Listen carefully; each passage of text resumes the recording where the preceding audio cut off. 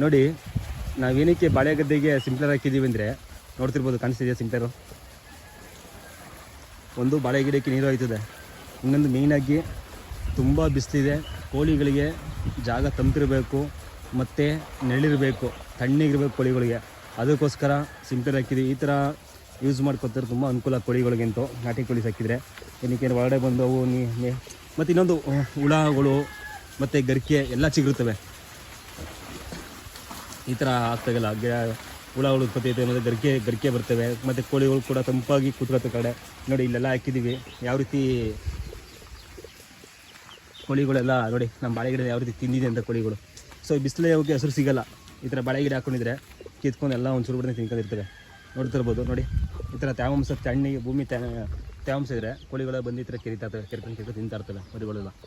ನೋಡಿ ಯಾವ ರೀತಿ ಇದೆ. ಬನ್ನಿ ಇವಾಗ ಮನೆ ಒಳಗಡೆ ಹೋಗೋಣ. ಅಲ್ಲಿ ಅದು ಮರಿ ಮಡಿದಿಲ್ಲ, ತೋರಿಸ್ಕೊಡ್ತೀನಿ ಹಂಗೆ.